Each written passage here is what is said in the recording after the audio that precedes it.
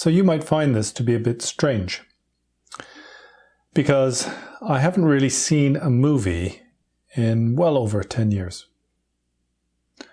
And then last night, I watched my first film on Netflix. It's not really a film, it's a docu-series. But same thing, I've never watched Netflix before, which is probably pretty rare these days. I mean, everybody's talking about it.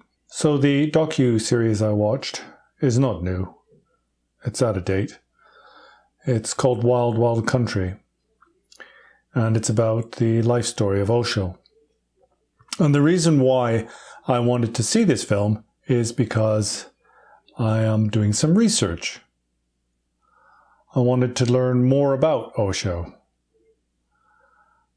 And the reason why I'm interested in figures like Osho is because some people see them to be like Jesus Christ incarnate, or the Buddha, whereas others see them to be con men and charlatans. This is often the case, right? With these controversial figures. For example, Donald Trump. I mean, his followers literally think he is the new Messiah. But many people, I'd have to say most people in the world, just think he's a terrible con man and he's cheating people. And because of my interest in the spiritual path and especially in the development of spiritual communities, then I wanted to know more about Osho. In fact, I approached an old friend of mine. I wanted his opinion on Osho because I don't really want to dismiss him or write him off, just because on the outside, things look quite bad. I mean, at the end of his life, it's quite obvious that he was a drug addict. But there's always something behind the story, and I wanted to learn more. But there's something I've always found about Osho followers, that if you ask about Osho, then they tend to get a bit edgy or angry. It's got something to do with this cult tendency to want to protect or shield the guru from inspection. And so I didn't really get anywhere with my conversation, but he did give me a link to a teaching of Osho's. It is very much teaching. The kind of thing you hear Osho's followers say is that he wasn't a teacher, he said he wasn't a teacher, he had no lineage, etc. And I always wondered why that's the case. I mean, the same goes for Krishnamurti. He claimed he wasn't a teacher. His students say he wasn't teaching anything. But if you look at his history, then he spent probably hundreds of thousands of hours engaged in what we would conventionally call teaching sessions. And not only that, at times, then he would get annoyed with his so-called students. He would say things like, well, I've been saying this for years and years and you still don't get the point. And I mean, this is very much the role of the teacher, right? In general, we think of a teacher as somebody who wants to educate others. I think the lowest form of teaching is where you just give people information and knowledge. Really, the best teachers are the ones who are able to transform your mind or give you a new way of thinking. And we use knowledge and information in order to do this, but the ultimate goal is to correct or change the way you see the world. That's my experience anyway. I mean, my favorite teacher of all my lifetime was a history teacher at my school when I was rather young. Her name was Mrs. Jones. She was from Saudi Arabia and she married an Englishman. But she was a really excellent history teacher because she didn't just teach us facts, dates and things to remember. She really tried to get us to understand the way people thought in the past and what their motivations were. So to me, this is a good idea of a teacher. But many spiritual teachers, these days especially, state that they're not teachers. And their students also reiterate this or reinforce this idea that they're not a teacher. And I always wondered why that was the case. And it seems that in some way, then the teacher doesn't really want to be responsible for the failings of their students. For example, if their students don't progress. As I said, Krishnamurti famously got quite annoyed with his students because they didn't get the point. And Osho, although he claimed not to be a teacher, then his organization produced a 1,000-page document to the American government, the immigration services, to prove that he was a teacher. So there's something behind this. As I said, I suspect it's because these teachers don't really want to be responsible for the outcomes of their teachings. So my friend gave me a link to an audio recording. And he really insisted I should listen to this. And that it would reveal things to me. It was really significant and important. So I just wanted to share that with you. It's a bit difficult. I think probably this was a recording from later on in his life. And so he's speaking very, very slow. And as we know, then he was absolutely pumped full of Valium or antidepressants or something like that. But the message is there. It's a bit difficult to listen to because it's quite slow. I might speed it up. Let's just listen to that. Beloved Bhagwan, what is enlightenment? Is it divine revelation? There's something interesting when people come to the spiritual path. They kind of become a bit like zombies. I mean, you hear the way that people ask questions. This happens in the Buddha Dharma as well. They start talking very slowly and intentionally, as if they are in some sort of trance. It's actually quite irritating. We get this in Mahayana Buddhism because we're taught that we need to be bodhisattvas. And then people have this image in their mind, some very loving and kind and gentle individual who would never, ever say anything harsh or harmful. And that's not really what a bodhisattva is. The term bodhisattva actually means a champion of the enlightened mind. The term sattva can be translated as being, but if you listen to the teachings of Dilgo Khyentse Rinpoche, then he says that this term should be really translated from S-A-T-V-A and not S-A-T-T-V-A. And the difference is this sattva means hero. So somebody who's courageous, who's willing to work for the benefit of others. And it doesn't mean that they're a big softie, like butter wouldn't melt in their mouth. Anyway, I'm getting sidetracked. So the interlocutor asks, Bhagawan, what is enlightenment? Is it divine revelation? And Osho answers, it is not divine revelation. It is divine realization. And the difference is big. Divine revelation means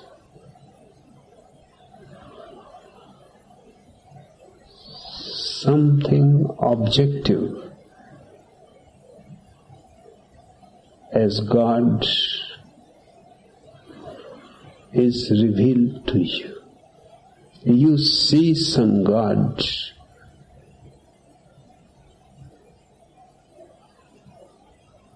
but you are separate from it. He is separate from you.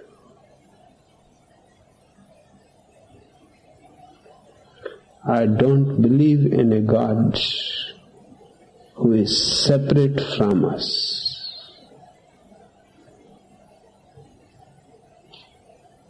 Who is separate from existence. I don't believe in a God who is a creator. I believe in a God who is creativity.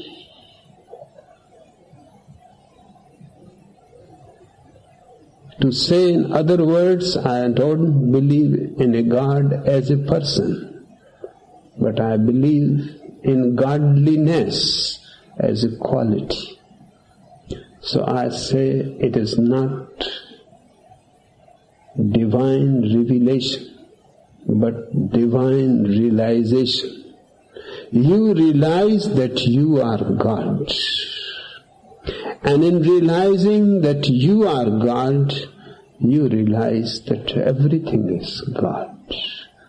That only God exists and nothing else exists. Okay. So this is not like a new position, right? It's very much traditional Hindu teaching. And there he mentions the dual Vedas and the non-dual Vedas. The idea, for example, that there is an external God, which he rejects, that is objectively realized, and his preferential position is that you are not separate from God, and God is everything. It's something we've heard before, right? It's standard Hindu teaching. What he's doing is teaching a Hindu position. It's not new, and it's what we traditionally think of as teaching. So the basis of saying he's not a teacher, maybe it's semantic, maybe they're trying to be profound, but in conventional terms, we call this teaching, right? This is a standard Hindu teaching. Now, that's not the point, and I'm not here to criticize or refute this position of the inseparability with God or the deity. It isn't that different from the Buddhist position. But in order to understand this, we have to come to understand what is meant by God, for example, or the ultimate. But I'm not getting into that. That's not the point of this video. So here's a teacher. Let's just accept that he's teaching, right? He's sitting up on a throne and he's teaching his students because they ask questions, they want to know stuff, and he's informing them of a position. It's dogma, it's doctrine, right? He's saying something to you because he wants you to understand that and hopefully come to realize it. Now, I've said this before many times. If you want to understand what a teacher is like, then one of the best methods is to look at that teacher's closest students. The students who are closest to that teacher spend the most time with them, and therefore, if there is an authentic teacher-student exchange going on, should manifest or represent the qualities that that teacher or guru wants them to manifest, who has realized or understood the teachings that that guru is giving. So here he's saying that you are not separate from God. Everything is not separate from God. There is only God. So all phenomena, all apparent external experiences, self and other, are all mistaken, and there is nothing but divinity in God. So let's look at his closest student, arguably closest student, somebody called Sheela. And she was the individual who was responsible for running this Rajni city in Oregon, where the Osho sect, religion, cult, whatever you want to call it, established themselves in the 80s. Now, does this individual either embody these qualities that Osho is trying to impart, or do they understand these qualities? Or even, do they just believe them? Well, what we know is that this Sheela, who was like his secretary, was involved in all kinds of nefarious plots. In fact, she tried to assassinate some local politicians and was directly involved in the poisoning of citizens of Oregon in order to push her own political aims and goals. Now, through watching this documentary, what was immediately obvious is that Sheela is somebody who is very vindictive and extremely proud. Somebody who doesn't like to lose.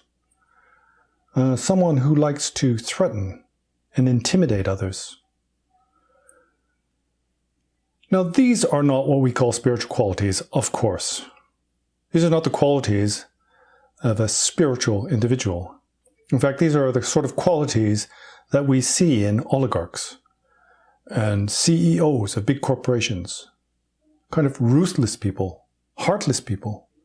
I mean, they imported thousands of homeless people into the community in order to sway the vote in local elections, to establish their power in the state. And when it was clear that this strategy had gone wrong, and not only that, that many of these homeless individuals had deep psychological trauma and sociopathic tendencies, then they just shipped them out. They deported them and dumped them on park benches in the cities and the towns of Oregon. But here's the thing. You can be a spiritual practitioner and still not embody or develop these spiritual qualities of humility, love, and compassion. But at least you should believe what your teacher is telling you, or believe in your own religion. So if you believe that everything is God, is not separate from God, then why would you want to assassinate God? Why would you want to poison God? Why would you engage in conflict and competition with God? So what you can see is that the very closest student, the person who had Osho's ear, his confidant, his secretary, person responsible for his entire organization, didn't even believe these teachings. Absolutely has no belief in these teachings. They're just words. Just like when they said in Rajneesh that they were importing these homeless people because they'd been abandoned by society. Because we have respect for them, have love for them, and want to protect them. But as soon as these individuals were no longer useful, they just discarded them on the rubbish heap and caused chaos in the local community. These are not the actions of a spiritual being. These are not enlightened qualities. These are very mundane human qualities. This is the sort of thing that corporations get up to, just using and manipulating people for power, money, position, and status. And you could see quite clearly that Sheela absolutely loved her power. She's probably one of the most proud individuals I've ever seen. This is coming from her own words, her own speech, not the opinions of others. And the vitriol,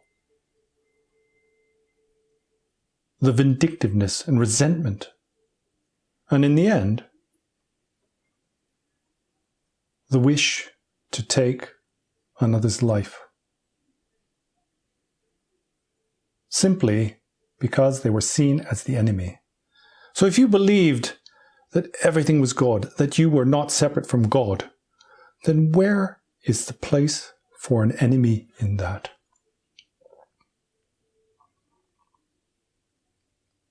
But this is the problem. It's exactly what Yuna Sunim was saying in my recent video when I interviewed the Korean Zen master. He said you can study the words of the Buddha, but if you don't put them into practice, it's of no use. So what do we know about Osho? Well, at this time, he had kept silent. I mean, he wasn't keeping silent. He was talking to people, but he didn't speak publicly. And when his secretary, Sheela, ran away, then he gave his first talk in 4 years. You can see it for yourself online. What did he talk about? Did he say that everything is God? You're all one with divine creativity? No. He said, Sheela has left us. It's all her fault. She's responsible for those attempted murders. Why? Well, I can only guess what was going on in his mind. But he was afraid. He was afraid because she ran away and she might betray him. She might turn him in to the authorities. And so, his first thought, after 4 years of silence, was to protect the self. And not only that, to destroy his enemies. He said the authorities should deal with her because she is a criminal. And if the authorities don't, then we will. That's not even a veiled threat. That's the sort of thing that the mob gets up to, organized crime and negative cults. 100% certain, if the first thing on your mind is to protect the self, from the criticism of others, to protect the self from blame, to protect the self from notoriety, then you're not a spiritually enlightened being. An enlightened being loses all self-identification and all self-concern. And there's a stark difference between the con men, the silver-tongued charlatans, who use their God-given ability to inspire others for their own profit and gain, to consolidate their power and influence in the world. But just look for yourself. Do you want a guru who's dripping in gold and diamonds, driving a Rolls Royce, bulletproof Rolls Royce, surrounded with armed guards with semi-automatic rifles? The true masters of the past were humble and had no self-concern, were willing even to remove their own eye and give it to another if they were in need. They kept a low station and lived like beggars. And primarily, a spiritual practitioner is not swayed by the machinations of the mundane world. They keep their center, and their presence influences others. But compare for yourself. Look at the gurus of the rich and famous, the Hollywood lamas. Compare them to somebody like Thich Nhat Hanh. His demeanor and the way he comports himself in public to others. Humble, kind, a mind free of clinging, with only love and compassion for others. I'm sorry for subjecting you to my rant, but these issues concern me deeply because the world is on fire. Everybody's trying to use each other. It's all transactional. And those who are there to truly bring you benefit and help you develop spiritually are rare as daytime stars. Well, I think I've said too much already. So I'm going to leave it at that. Good luck with your practice. And see you next time.